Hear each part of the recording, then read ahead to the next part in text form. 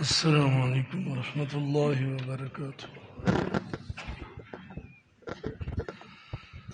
الحمد لله وكفى، وسلام على عباده الذين اصطفى، خصوصا على سيد الرسل وخاتم الأنبياء وعلى آله وأصحابه الأتقياء. أما بعد، فأعوذ بالله من الشيطان الرجيم. بسم الله الرحمن الرحيم.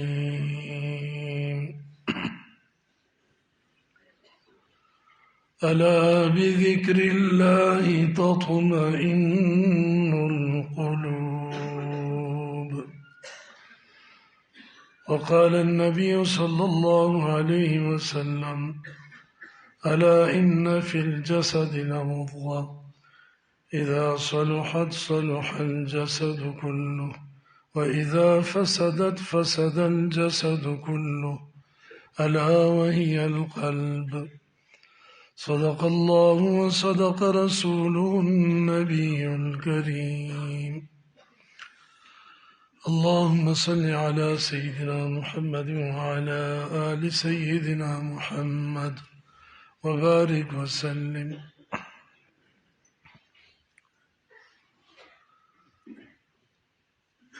الله تبارک و تعالی جل جلاله د انسان په بدن کې ټول اعضاء او اندامونه ډیر قیمتي جوړ کړي دي، خو د ټولو اعضاء او د اندامونو نه زیات قیمتي بیا د انسان زړه دی. په زړه باندې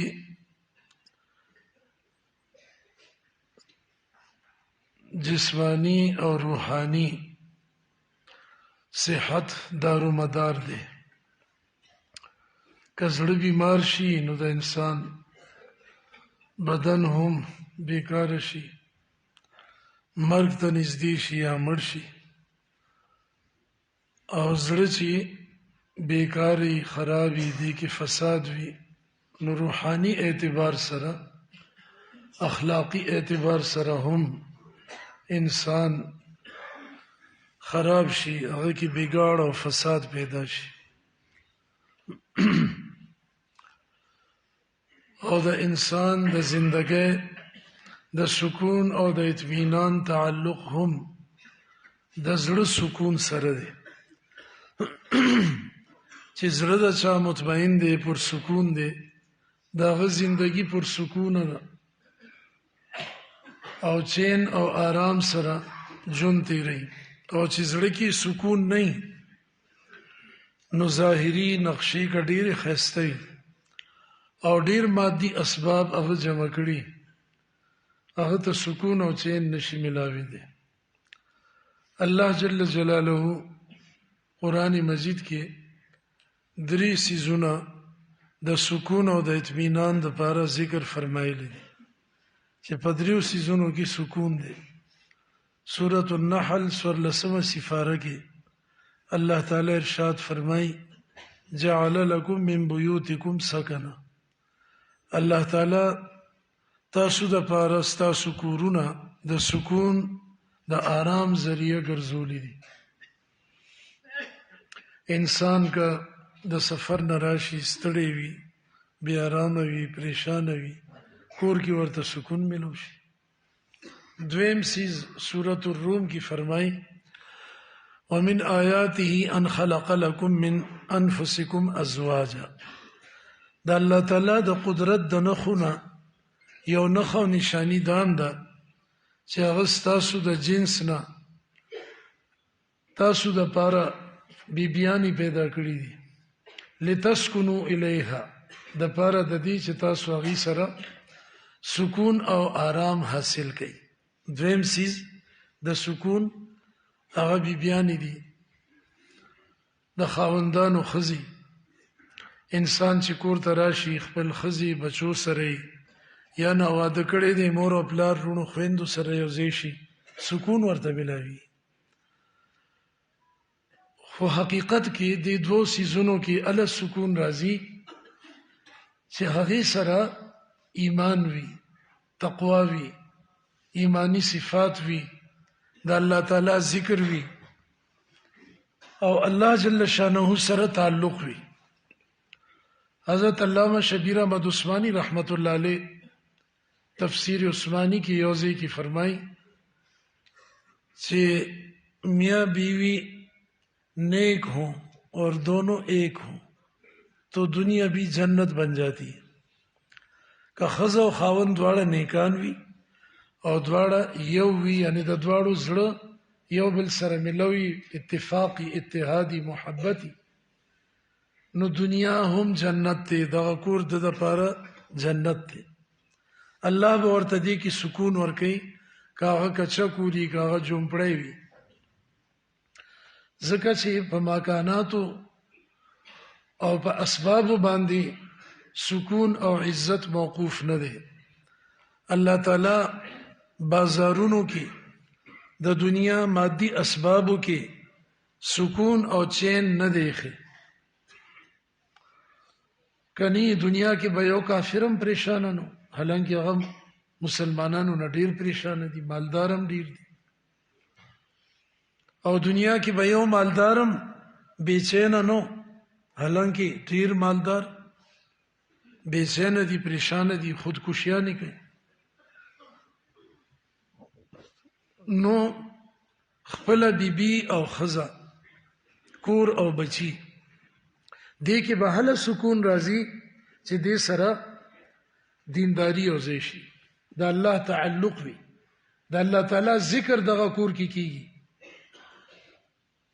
دغه دو سیزونو کې د جمله خبریه په تور باندې او د خپل انعام او د استحسان په تور باندې الله تعالی فرمایل چې دې کې سکون دی. خو چې کله د الله د ذکر خبر رااله، دیار لسمه سفاره سورة الرعد کی فرمائی الا بذکر الله تطمئن القلوب. تنبیه، خبردارې ده، خبردار شي، متنبه شي، بیدار شي چې د الله په ذکر کې اطمینان او سکون ده.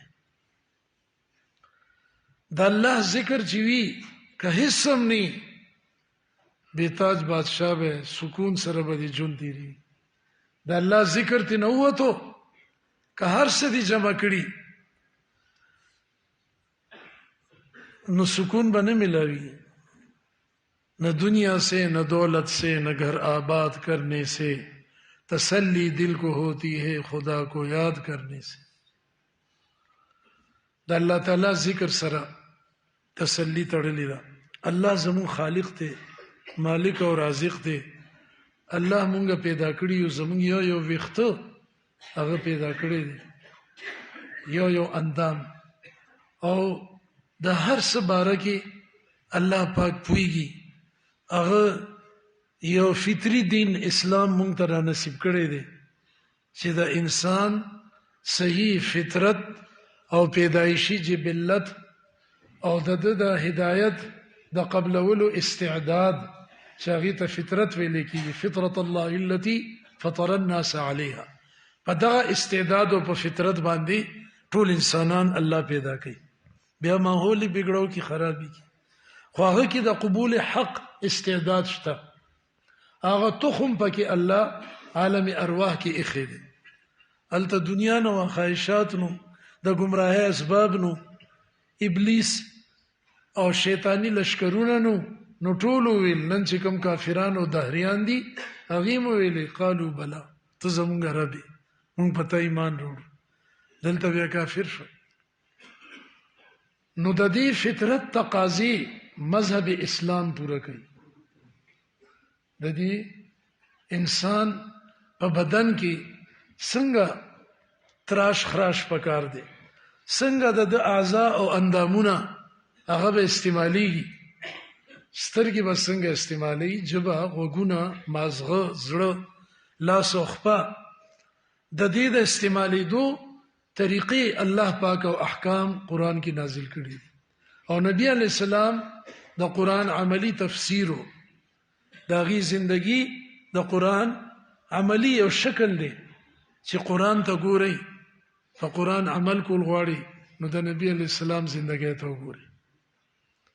قرآن چې څه ویل پیغمبر علیہ السلام په عمل کړی دی. نبی علیہ السلام چې کوم عمل کړی دی قرآن د هغې تایید او تصدیق کړی دی. نو الله پاک مونږ ته احکام را کړی دي.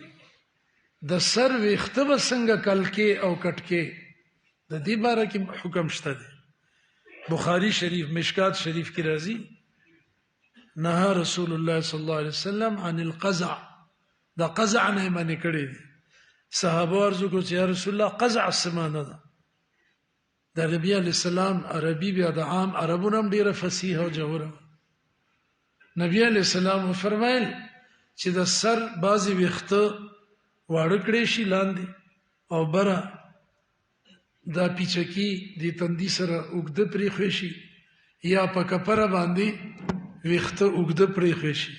څه ویښته واړی او څه ویښته غټي. لکه نن سبا دا کټوره کټ دی او انګریزي کټ دی او فلانا کټ. د نبی علیہ السلام ویښته مبارک به همیشه یو رنګ وي. حج او عمره کې به چې سر کل کو نو ټول سر به کل کولو حلق او نور به ویښته مبارک برابر په سر باندې وو لوی لوی به اکثر ساتل. نو دې کې مونږه پابند یو. نوکونه به کټ کې دا غیم ترتیب دی. خلاص نه به شروع کې په خلاص باندې به ختمه. شهادت ګوتی نه به شروع کې بیا غسلاس بیا خلاص پدې ګوته باندې کټه ګوته باندې به ختمه. دا سکه لباس چې کپیزار چې د هر څه طریقې مونږ ته د جسمانی او بشري تقاضو د پوره کولو طریقې الله پاک د نبی علی السلام په ذریعہ مونږ ته خودلی دي چې ستاسو फायदा او ستاسو د فطرت تقاضا او ستاسو جسمانی او روحانی تربیت او نشونما په دې کې ده چې د نبی علی السلام د سنت مطابق ته هر کار وکړي. نزله الله پیدا کړی دی زمونږ په سینه کې په بدن کې. څنګه چې په مخ د ځمکې د عالم کبیر کې د غټ عالم کې بیت الله شریف د کائناتو زړه دی. د انسانیت د بقا او د دنیا د بقا یو ذریعہ الله جوړ کړی ده. جعل الله الكعبة البيت الحرام قياما للناس. د انسانیت د بقا او د قیام ذریعہ الله پاک بیت الله ګرځولې. پاغي د الله تجلیات نازلېږي انوار او برکات نازلېږي. دا غي په برکت د دنیا باقی ده او دا غي شاخونه مساجد او مدارس دي مراکز دینیه دي دینی شعبی دي. د دې په برکت دنیا قائمه ده. کله الله قرآن دنیا کې پاتې نشو بیت الله پاتې نشو مدارس او مساجد ختم شو دنیا به الله ختمه کی. د الله نوم دې سره وابسته دی. نو د الله نوم چې ني او د الله د نوم سره تړلې شوی شعائر دین د دین غټي غټي نخي هغه چې ختم شي نو دنیا نه به روح اوزي. دا د دنیا او د کائنات روح ده د عبادت روح ده د الله نوم. دې سره دنیا قائمه ده. دې سره الله جل شانو دا کائنات قائم ساتلې دي. اسمانونه په خپل ځای ولاړ دي زمکه په خپل ځای دي غرونه په ځای دي. ټول کائنات کې به زلزلہ راشي هر څه به درهم برم شي چې د الله نوم د دې کائنات نه اوزي. او یو کس په مخ د زمکه د الله نوم اخیستون کې دي. د الله نوم کې دومره طاقت ده دومره برکت ده دومره نور ده. نو هغه بیت الله شریف د ټول کائنات زړه ده قلب ده. پاغي تجلیات الهیه نزول کیږي. او وړوکې کائنات زموږ د بدن عالم اصغر دي ته ویل شي هغه ته عالم اکبر ویل شي د دنیا ته. د عالم اصغر کې الله د تجلیات یو مرکز پیدا کړی دی چې هغه د انسان زړه دی قلب. په دې باندې چې کله دا زړه صفاشي د الله غیر د دین اوزي دا بوتان چې څومره د دنیا د خواهشاتو دي دا دین اوزي او دا صفا ستر شي.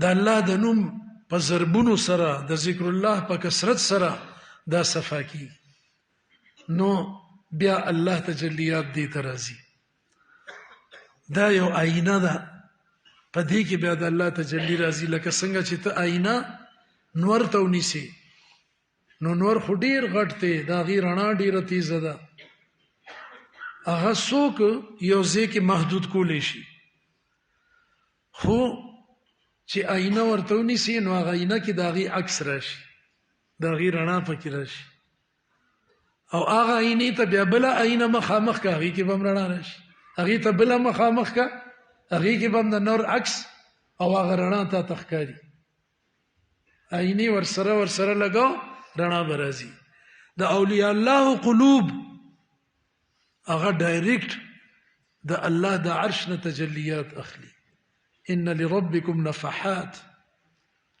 فتعرضوا لها حدیث شریف کې راځي ستاسو د رب د ذات نه د عرش الهی نه د خوشبویانو د تجلیات جومکی او لهرونه دا راځي تاسو هغه ته خپل زړه متوجه کړئ استعداد پکې پیدا کړئ لا اله سره ارست نو باسي الا الله پکې راولي چې تاسو تم حصہ ملوشي د اولیاء الله سینې مبارکه ته چې زمونږ زړه مخامخ شي نو لکه آینه ته دي چې آینه برابر کړه د نور عکس او رڼا هغه ته منتقل شو هغه ته بل آینه برابر ده داسې انداز کې آینه لګي نو بیا التم اکثر راځي لکه د شیشو یو کمرې او هغه کې یو مرغه یا مرغه الوزي پرنده نو داغي عکس به هر طرف تخکاری چھت کې کا شیشه ده کپدی دیوال د پاغه د پدی هر طرف ته بدایي عکس راځي نو د تجلیات الہیه دا عکس هم زړه ته راځي او دا زړه ډیر اهم دی نبی علیہ الصلوۃ والسلام قران کې فرمای الا بذکر الله تطمئن القلوب خبردار شي چې زړه د الله په ذکر سره مطمئن کیږي اطمینان ورته راځي دا دنیا چې منډي وینن څوک بهر ملکونو ته ځي یورپ ته تللی دي خلیجی ممالک عرب ممالک ته یو ځای بل ځای او د ملک خلق په منډه دي ټیک دا رزق حلال تلاش کول بس منی نه دي نو دا ټول متحرک د څه لپاره دي د دې لپاره چې ما سره مال راشي زما به مسائل حل شي زما به زړه مطمئن شي زما به عزت وي زما غټ کور ځان له جوړ کما محلات به جوړ کما زما به نوکرانی ما ته به سلام کوي غټ گاڑی کې بناستې ما زما به یو عزت او روبي دې لپاره حضرت علی رضی الله عنه وی بغیر د ملک او د مال نه کته عزت او سکون غواړي نو ګناهونه پریدا نیکه او د تقوا زندگی اختیار کا بغیر مال نه به الله عزت درکې بغیر ملک او فوج او لاو لشکر نه الله باغ بتا ته روب او هیبت درکې هر کې از حق ترسد و تقوا گزید ترسد از وی جن و انس و هر کې دید څوک چې د الله نه یریږي او تقوا اختیار کی هغه نه جنات انسانان او هر مخلوق یریږي هر سیز داغه نه یریږي د الله هیبت چې ستاسو لکه رالو او د الله نه تم ستاسو لکه رااله د مخلوق هیبت او یرا او تموته دا حقيقي او کامل توحید دی او ایمان دی نو بیا الله جل شانه به ستا حفاظت کوي ستا به مدد کوي ستا به ضرورتونه پوره کوي که نقشې در کې د دنیا هم او که نقشې نوي هم ستا زړه به مطمئني ستا زړه به غم پروف شي هغې ته به دننه غم نه ځي چاپېره به ترې نه تاویږي بیماري راله تکلیف رالو غم رالو کور کې مړی شو بچی بیماران دي وغیره حالات راځي خو د زړه به الله سره مطمئني الله سره به تعلق کې انقطاع او هغې کې به گویا څه وقفه یا هغې کې به څه کمې نه راځي کمزوري به نه راځي او همدغه تعلق مع الله دی چې انسان ته حقیقی اطمینان په نصیب کی. حدیث شریف کی راضی ان هذه القلوب لتصدع كما يصدع الحديد اذا اصابه الماء. دا زړونه زنګین شي په دې زنګ راځي څنګه چې اوس پنی ته زنګ لګي کله چې هغه ته اوبو لګي. سورۃ المطففین کې فرمای الله تعالی کلا بل ران على قلوبهم ما كانوا يكسبون. د ګناهونو په وجه د دې په زړونو باندې زنګ دی او بیا زړونه تور شي بیا سخت شي بیا په مهر لګي. دا د زړه کیفیت دی چې انسان غافل شي نو بیا دا د زړه د تیاری او د سختواله او د بیماری زیاتیږي. نبی علیہ السلام چې دا فرمایل صحابه ارزو کو چې یا رسول الله صلی الله علیه وسلم ما جلاؤها دا بسنګ صفا کیږي دا زنګ بسنګ لري کیږي. نبی علیہ الصلوۃ والسلام فرمایل کثرت ذکر الموت وتلاوت القرآن. مرګ به ډیر ډیر یادوي او د قرآن تلاوت وکوي. مرګ به ډیر ډیر یادوي. لګیونه ویلو یا مطلق یونه ویلو چې ذکر الموت مرګ به یادوي. کثرت ټکی دی ډیر به یادې مونږه لګم نه یادو. الله به ډیر یادې مونږه لګي یادو. کله کله مجلس ذکری پکې اعلان وشي بھائی بیان کے بعد تھوڑا سا ذکر بھی ہوگا. بیان نه پس بل ذکر هم کیږي ملګری کی نه. په دې لفظ باندې داسې دې زړه کې یو ټک غوندې راشي چې الله خپنه شیرانه موږ د ذکر اعلان کې وایو لږ غوندې ذکر خیر. هر رنګ خلک یې ذل حاجه ضعیف څنګه چې د جمع منځ امام به د مقتدیانو خیال ساتي. حالانکه منځ خو اوږد پکار دی. د نبی علیہ السلام خپې مبارکي به وپړسي دي ټوله شپه به ولاړو یبیتون لربهم سجدا وقیاما. خو دلته چونکې مجمع ډیره ده د هر چا خیال بساتي. شریعت کې سهولت او اسانی ده نو ځکه دا ترغیبی ذکری حقیقی ذکر خو انفرادي دی چې ډیر ذکر وکړي. دا ترغیبی ذکر دی مختصر مجلس کې. نو یو د الله ذکر ډیر کول دی. اذكروا الله ذكرا كثيرا واذكروا الله كثيرا لعلكم تفلحون. بیا بیا او دویم حدیث کې فرمایي مرګ به ډیر ډیر یادوي. زمونږه مراقبه موت کې دا حدیث ویل کی کنه اکثروا من ذکر هذه من لذات الموت. د دنیا لذتونه چې مقدر کوي او ختمي دغه سي زیات یادوي. حضرت عائشہ رضی الله عنها عرض کو چې یا رسول الله میدان جهاد کې چې څوک شهید شي او خو غټ شهید دی او چته مرتبه ده دین علاوه چاته د شهید مرتبه ملاوي دی شي. د شهید اقسام حدیث کې نورم راغلي دي. مطعون مبتون حریق فی النار غریق فی الماء دا راغلي دي. د خېټې بیماری کې مړ شو زنانه ولادت کې وفات شو په اور کې وسوځیدو د طاعون مرض کې وفات شو وغیرہ شته دي نور. خو په دې موقع باندې نبی علیہ السلام یو خاص عمل ذکر فرمایلو چې دا انسان دا عمل کوي دته به د شهادت مرتبه خته د مرګ په ور کې ورکی. 50 ځل چې څوک مرګ یادې د ورځې 50 ځل هغه ته به الله د شهادت مرتبه ورکی. سوره یاسین چې وای اغم کا ساری ویلو ماخام پوری ماخام ویلو سحر پوری دغه سید سوره الحشر اخیری آیتونه چې وای سحر ماخام هغه تم د شهادت مرتبه ملاویږي. اعمال نورم راغلي دي. خو د مرګ مناسبت سره دام یو عظیم عمل دی او دې لپاره یو حدیث کې الفاظ راغلي دي. اللهم بارک لی فی الموت وفيما بعد الموت. یا الله ما ته په مرګ او د مرګ نه بعد ژوندۍ کې برکت را نصیب کړي.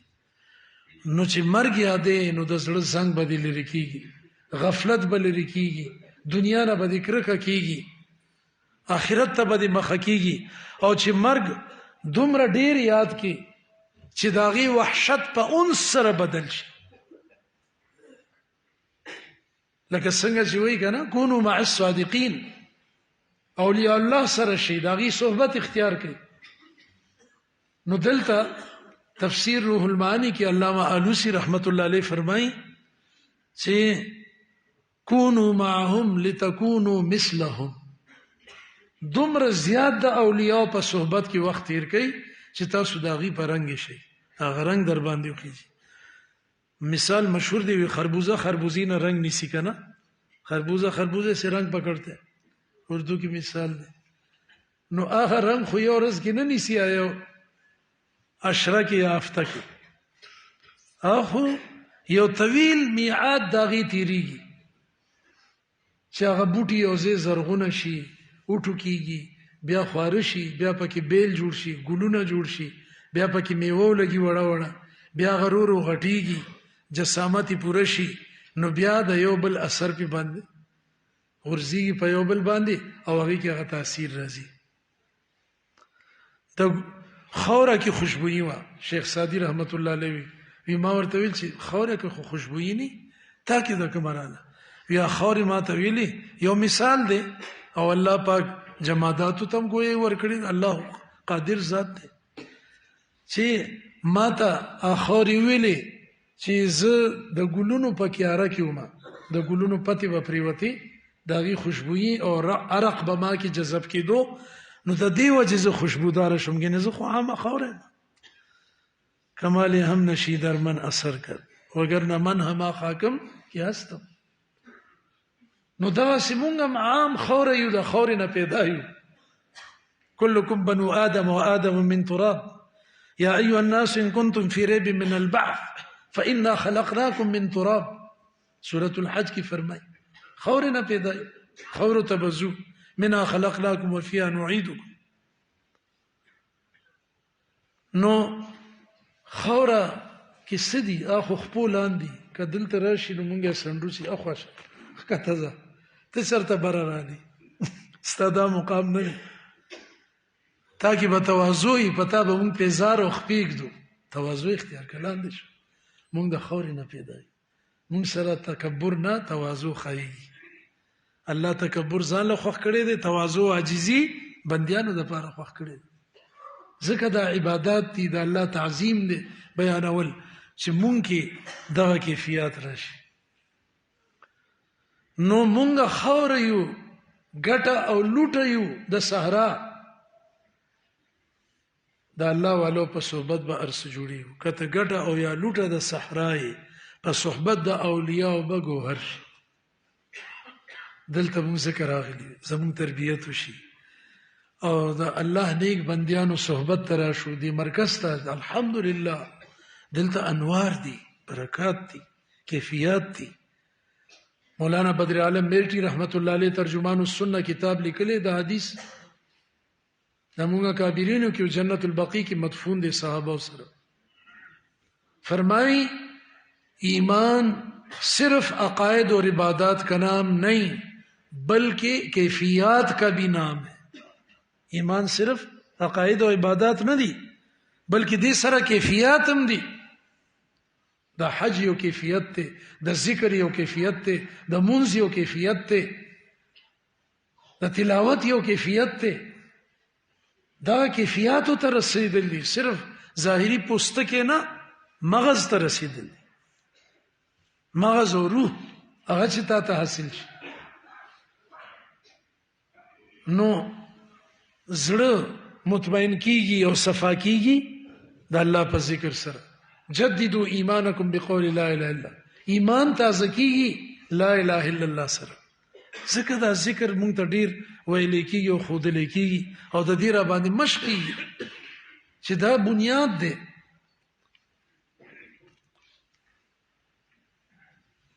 او مرګ دومره یاد کا چې ته نه بیا یریږي نه، چې ډیر یادې تیارې به مرته ډیر کی تیارې بم کې ستا به بیا یقین پیدا شي چې زه به مرم.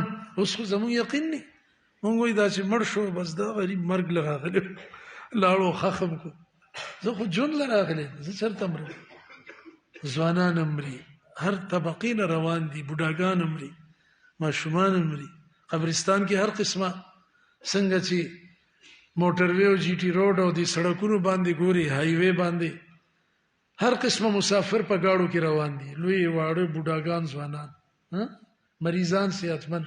دا یو سفر دی کنه او د آخرت سفر دغه لارم روان ده هغه کې هر طبقینا روان دي خپل وخت پوره کوي او زی او چې ته کله سفر کې پسورله سور شي نو هغه دعا ده د سورۃ الزخرف آیت 15 سفاره کې سبحان الذي سخر لنا هذا وما كنا له مقرنين وانا الى ربنا لمنقلبون پاک دی هغه ذات چې مونږ ته دا سورلی مسخره کتابه کا مونږ دا قابو کې نشو راوسته او مونږ به نږدې ان قریب خپل رب ته واپس کیږو ولی دې کې عبرت او سبق ته چې نن ته په دې سورلې سور رواني کنه ان قریب یو بل سورلی به تاسو ملاويږي اوس انتظار کو هغه د انسانانو ولی دي ولی د انسانانو په ولو به زی هغه سورلی هیر نه کی په دې سورلو کې په نشه کې ګرځي هغه سورلی می یاد کا هغه سواری به تاسو درکړی کی جنازه به دیو چتیږي یو شپه دی قبر کې را روانه ده که غواړي او که نه غواړي که تیاری کې او که نه کې نو چې مرګ ډیر یادې نو بیا به ستا یقین جوړ شي چې یقین دی جوړ شي هغه د لپاره به توخه اخلي عبادت به کې ګناهونه به پرېږدي او سورہ جمعہ کې الله فرمایي قل یا ایها الذين هادوا ان زعمتم انكم اولياء لله من دون الناس فتمنوا الموت ان كنتم صادقين تاسو وایئ چې موږ د الله اولیاء محبوب یو اے يهوديانو دروغجن یې که تاسو په دې دعوه کې رښتونی یې د ولایت نو فتمنوا الموت د مرګ تمنا وکړئ ځکه چې مرګ خو الله سره د ملاقات ذریعہ ده الموت جسر يوصل الحبيب الى الحبيب من احب لقاء الله احب الله لقاءه دا یو پول دی چې محبوب سره دی ملاوي چې ته د الله محبت زړه کې لري الله سره ملاقات محبت او شوق لري الله هم تاسو سره د محبت شوق لري او کتیغ ناخوخه غني نو الله پاک غني ذات هم د تاسو سره ملاقات نه خوخي حضرت عائشہ رضی الله عنها کو عرض کو چې رسول الله مون خو مرګ نه خوخو یریګو طبعا انسان یریږي چې روح برانوزي سختی وي سوي نبی علیہ السلام فرمایي عائشہ خبره دادا چې کله د الله د یو نیک بنده مرګ راشي د مرګ وخت راشي نو هغه الله پاک د فرشتي رولېږي نوراني مخونه لکه د نور سپوږمۍ پرنګ پړق او رڼا کوي د جنت ګلدستي خوشبويان ورسره او د ته ترغیب ورکي تا حد نگاه چې تر کوم ځای نظر زیغه کینی مخه کې او د ته ترغیب ورکي د جنت فضائل یا ایتها النفس المطمئنه چې زړه دې مطمئن او په ذکر الله سره او په دین سره ارجعي الى ربك پرېدا د دنیا ګنده دنیا دا جیل خانه ده قید خانه ده د مشقت نه ډکه ده بس ته ستړي شوي الله پاک ته خوخي الله شابسه درکې د دې مجاهدی انعام درکې چې دا تاوکا راځه بس دا بیا نه خزه خوخي نه بچي نه کور وی زر می بوزي چې یو بزرگ وفات وخت رالو اخر وخت ډیر ضعیف بیا وفاتم شو نو مریدان او د عقیدت من ناستو حضرت الله دې تا مړ نکي خدای دې نورم ډیر ژوند دی وساتي هغه جوش کړهالو وی زه د څومره کلونو نه تقریبا 80 کاله نه زه د دې ورځې د پاره د دې وخت د پاره منتظر مو تیارې کوم او چې نن مقراله نو تاسو وایئ چې نور دی دنیا کې پاتې شه ما پاتې کوي مال دا دوه کې چې الله می خاتمه په ایمان سره کې زه خپل رب ته تلل غواړم ابراهیم علیه السلام لا تفسیر کبیر کې فخر الدین رازی رحم الله نقل کړی دي چې د مرګ فرشته رااله نو ابراهیم علیه السلام ورته فرمایل چې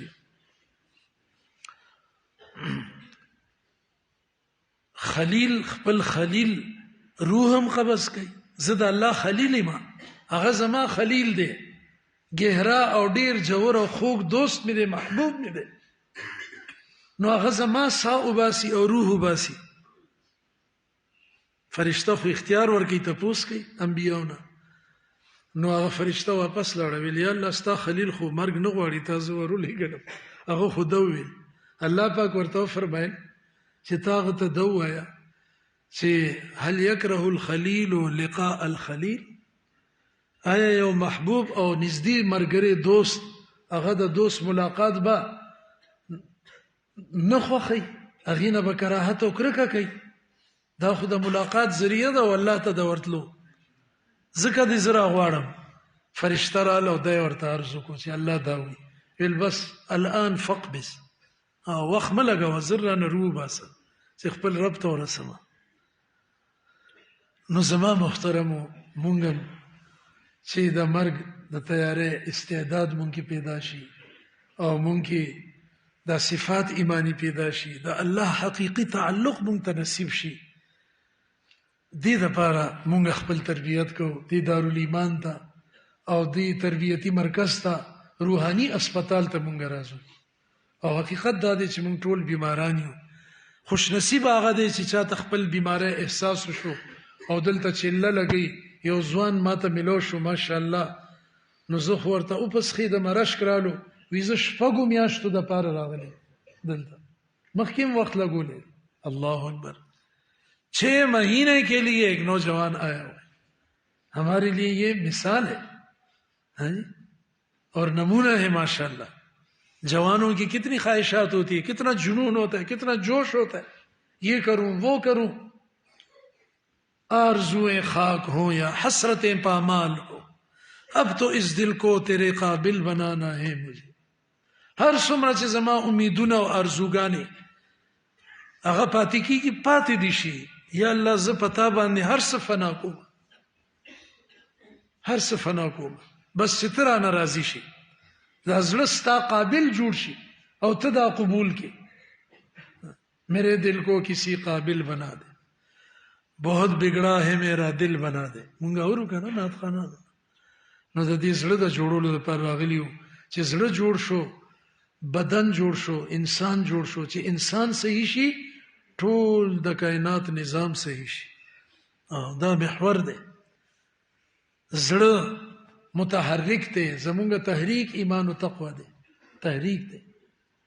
د زړه پرنګ به متحرکی، ته د انسانیت زړه یې مسلمانه. کته ودشوي انسانیت کې به فساد راشي. که زړه یو منټ له ودرېدو چې مالم چھوټي راکا، سترګې م پټې شوې، غوږونه م بند شو، ژبه م بند شو، وده شو انسان، حرکات ختم، سکون دی. او زړه غریب لګیا دی، ټک ټک ټک ټک. بدن ته قوت غریزیه، حیات حیوانیه او وینه هغه سپلای کوي، لګیا دی په وینه مهنت کوي او طاقت پیدا کوي او بدن ته ورکوي رګونو ته. د ده چوټي نشته. دا د ټولو نه اهم دی. د بدن زړه دی، مسلمان د انسانیت زړه دی، د دپاره چوټي نشته. حضرت مفتی صاحب زیده مجدهم هغې چوټي کوي، متحرک دی. که په کور کې دی که په سفر کې دی، مونږه حضرت ولیدو متحرک دی، هغه ته احساس دی. د انسانیت غم هم دی او خپل غم هم دی چې الله مانه څنګه راضي شي او انسانیت اصلاح څنګه وشي. په زړه کې یو چنګاري ده، ولکنه شیء وقر فی القلب. یو درد د صحابو په زړه کې چې الله رسول څنګه راضي کو، کم عمل کو، متلاشی به د دې تلاش وکړو او مونږ په ډډه کې سنت ته ځه خیر دی که پاتې شو. حضرت مفتی سے په سفر کې سنت نه پریږدي، پوره کوي. نوافل، تهجد چې څنګه نظام دی د قیام. وګورئ مولا الله جل شانو یو بهترین هیره راکړې ده، د دې مونږ قدر وکړو. د دې قدردانی دا ده چې د دې فکر او درد مونږ واخلو، دا مرکز مونږ آباد کو. دا زمونږ د ټولو د دارالایمان د هر مؤمن دی. زه ځان ته اول ویم، زه تاسو نه زیات کمزور یم. په منبر او په بیان کې کمزوري خپل مناسب نه، بزرگان منی کوي. دا خو چې تنهایی کې الله ته وجاړي چې الله زه اسم نیمه اصل هغه. خو یو خبره رااله چې زه بلا تصنع حقیقت عرض کوم چې زه ټولو نه زیات کمزور یم. مونږ مولیانو سره هیلي وي، مدرسه ده، درس دی، جمعات دی، بیان دی، فلان دی، او خپل تربیت دپاره حضرت بیانو فرمایلو. ماشاءالله الحمدلله. خدای الحمد لله على الإسلام، على القرآن، على النبي الكريم صلى الله عليه وسلم، وعلى الشيخ المكرم. زغور سردام بیم علماء دا پاره خبری فرمایلی کنه څنګه ماسپخین مجلس کې دا خبری چرته ملاویږي.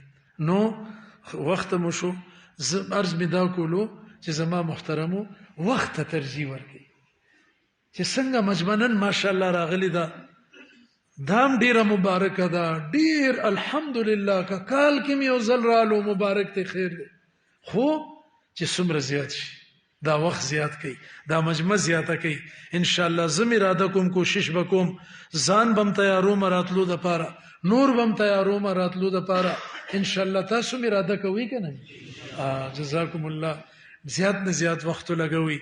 دا زموږ د زندګۍ هغه مکن او کریم او خلاصه ده، دا لمحات او دا یو سحر یا ماخام چې ته دلته تیر کی، دنیا و ما فیها نه افضل دی. د بخاری شریف روایت دی، دنیا و ما فیها نه، دا لمحات ډیر قیمتي دي. الله تعالی دې زموږ راتګ دا ویل او ریدل خپل دربار کې قبول کی. آمین. واخر دعوانا